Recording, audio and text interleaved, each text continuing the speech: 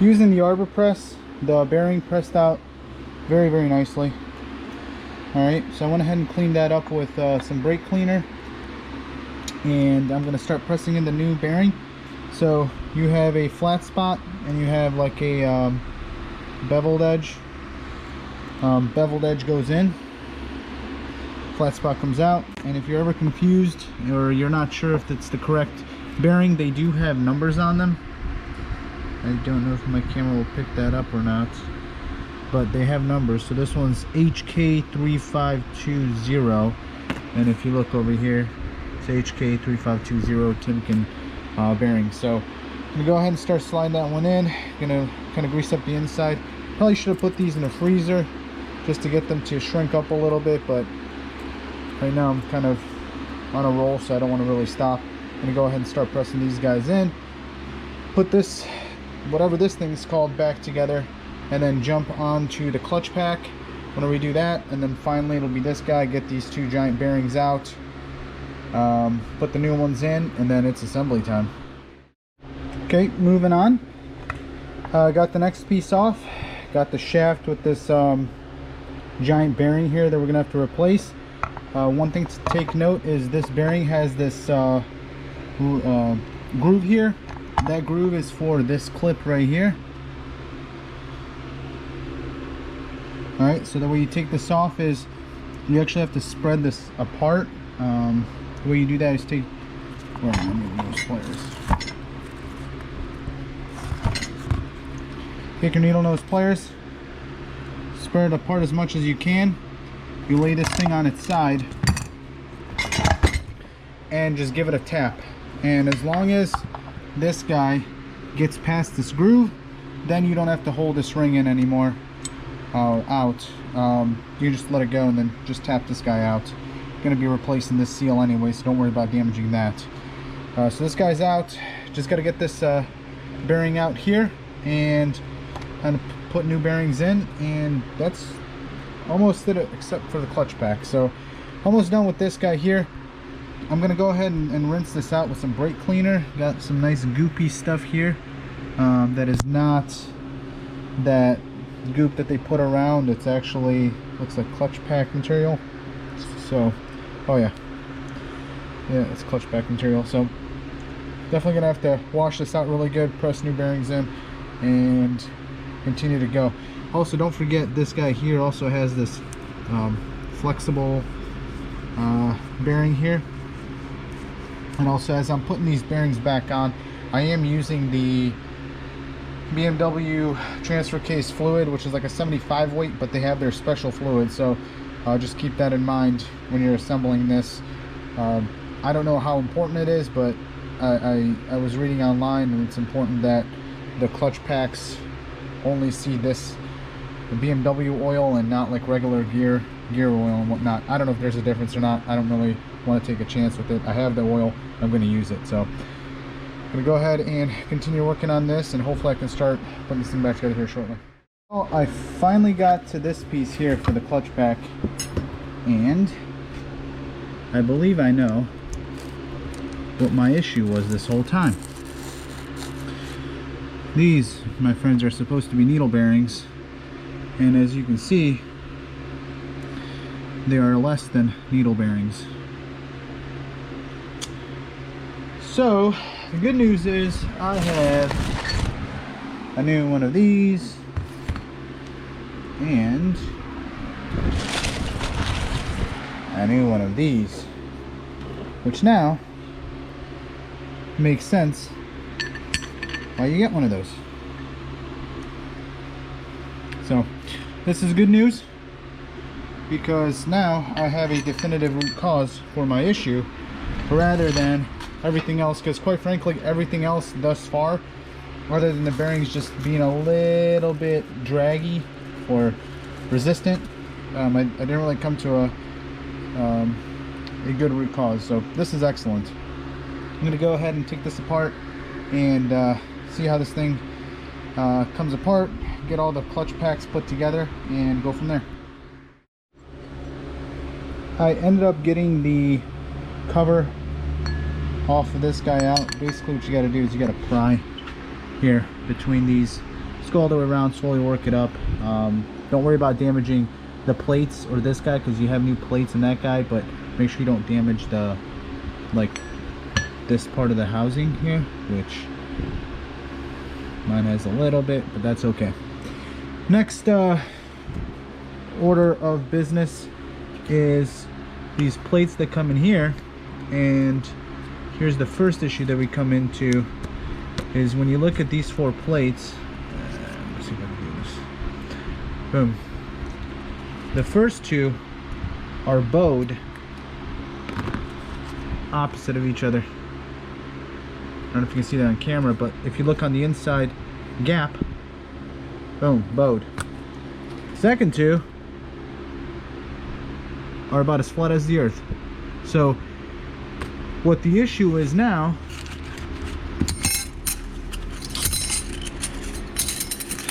the new ones, none of them are flat. Every single one of them are curved outwards. So what I think is supposed to happen is both are supposed to be stacked like this, and they actually resist and push outwards on that hat thing on this guy. That's what I think.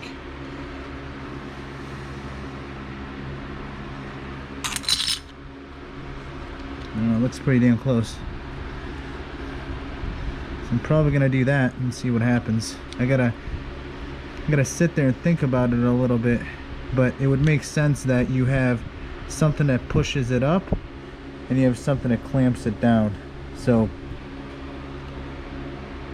yeah, I'm gonna think about it for a little bit and figure out if that's really the case, and then worst case we just put it in and see what happens. So I am going to go ahead and start transferring the plates and the clutches onto the hub here. Here's the old stack, here's the new stack. I'm not going to touch the old stack because I just cleaned everything, but the rebuilt kit, at least the one that I got, comes with 3 of these really thick plates. They're all different sizes. The way I decided which one I needed was I simply went ahead and compared the old one to the new ones, and one of them was dead on. So that's the one that I'm going to go ahead and use. So the way this works is the really thick one, this guy here, let's see if I can separate these for you guys so you can see it. Thick one is the very top. So from left to right, it's top to bottom. So this one's going to go on first, but I just want to make sure you guys get this. You have the thick one that's on top, and then it starts out with a plate and a clutch. Plate, clutch, plate, clutch, ends with a plate. All right, 7 thin plates, 1 thick plate, and then I think 1, 2, 3, 4, 5, 6 clutches. So I'm gonna go ahead and put those on.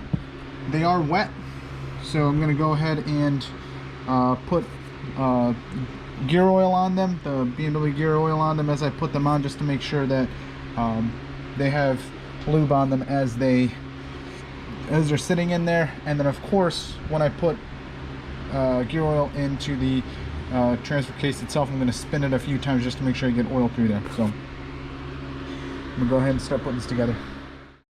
Okay, so we are on to this part of the transfer case. Not really sure what this thing is called, but there's a bearing inside that needs to be pulled out. So when you see it, it's going to be kind of hard to see the bearing because there's going to be like a shield over it. Pop that shield off. You can use your seal puller. Just, be careful not to scuff stuff. Seal puller, pull that shield off, it'll come out. Then there's like a metal band that stays around there. Just clean up around it, get the band out, and there's the bearing inside. It's tapered. Don't know if you can see it. So you can't basically go from this end and knock it out. That's not how it works. It's tapered. So if you look at it like this, it goes straight and then it comes out. So you're not going to get it out with a screwdriver. You're not going to get it out with anything other than a blind hole puller. So to do this job, you will need a blind hole puller. You can get these things on Amazon for like 60 bucks or whatever, but stick the thing in, make sure it can spin, tighten it up, get it on the back side of this guy. Remember, try to get it as close to the sides as possible without scraping, and then I'm gonna go ahead and yank it out. Then we're gonna press the new one back in, and to get it to go past, so if you look, it's actually recessed in. To get it past that recess, we're gonna use the old bearing and continue to press the new one in up until it's all the way down. So I'm gonna go ahead and do that and then move on to the next part. All right, so using a punch or bearing driver, you drive the first bearing in. I don't know if you guys can see it in there already. Drive the first bearing in, take the second bearing, make sure the flat side's at the bottom, line it up, and then give it a few whacks and it'll go in.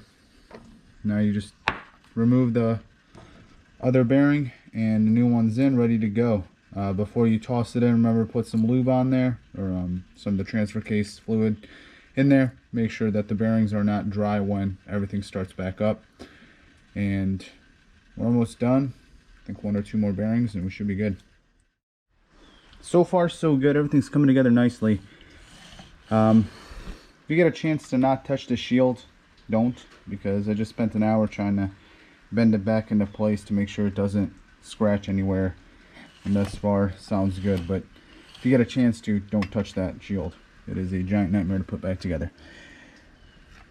On to the next issue you're probably going to run into is when you put this guy back on, you have the C-clip here.